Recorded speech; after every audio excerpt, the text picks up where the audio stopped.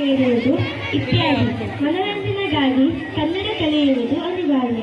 ಮಾರುಕಟ್ಟೆಯಲ್ಲಿ ಒಳ್ಳೆಯ ರೀತಿಯಲ್ಲಿ ವ್ಯವಹರಿಸಲು ಕನ್ನಡ ಕಲಿಕೆ ಎಷ್ಟು ಅವಶ್ಯಕ ಎನ್ನುವುದನ್ನು ನನ್ನ ಸ್ನೇಹಿತರಾದ ಒಂದು ಕಿರುನಾಟಕದ ಅಭಿನಯದ ಮೂಲಕ ತೋರಿಸಿಕೊಡುತ್ತಾರೆ. ನಾಟಕದ ದೃಶ್ಯ ಒಂದು. ಶಾಲೆಯ ತರಗತಿಯೊಳಗೆ ಬರುವ ದೃಶ್ಯ. ಶುಭೋದಯ ಮಕ್ಕಳೇ, ಎಲ್ಲರೂ ಕುಳಿತುಕೊಳ್ಳಿ.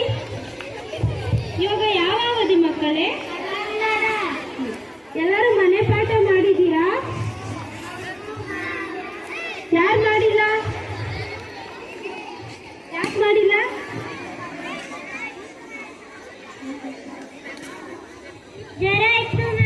ಇನ್ನೊಂದ್ಸತಿ ಎಲ್ಲರೂ ಬರ್ಕೋಬೇಕು.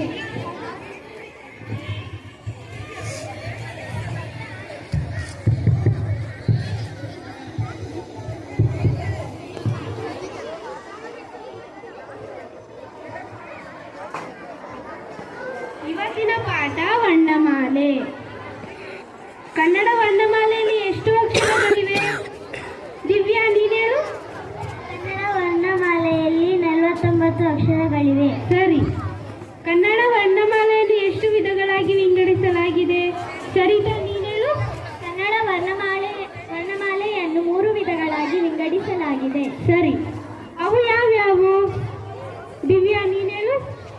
ಅವು ಸ್ವರಗಳು, ಯೋಗವಾಹಗಳು, ವ್ಯಂಜನಗಳು. ಸರಿ. ಇವತ್ತಿನ ಪಾಠ ಇಲ್ಲಿಗೆ ಮುಗಿಯಿತು.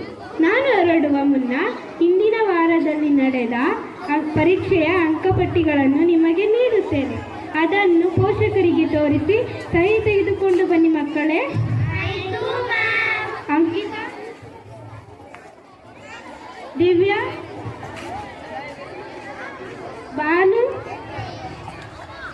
ರಮ್ಯಾ, ಮಧು, ಸರಿತಾ, ಎಲ್ಲರಿಗೂ ಅಂಕಪಟ್ಟಿ ಸಿಕ್ಕಿತಲ್ಲವೇ ಮಕ್ಕಳೇ? ಸರಿತಾ, ಈ ಬಾರಿ ನಿನಗೆ ಕನ್ನಡದಲ್ಲಿ ಒಳ್ಳೆಯ ಅಂಕಗಳು ಗಳಿಸಿದ್ಯಾ. ಹೀಗೆ ಮುಂದುವರಿಸು. ಆಯ್ತು ಮ್ಯಾಮ್. ಸಹಿ ಹಾಕಿಸಿಕೊಂಡು ಬರುವುದನ್ನು ಮರೆಯಬೇಡಿ ಮಕ್ಕಳೇ. ಆಯ್ತು ಮ್ಯಾಮ್.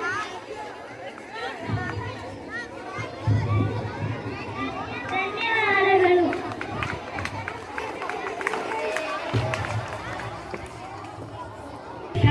ಇದು ಸರಿತಾ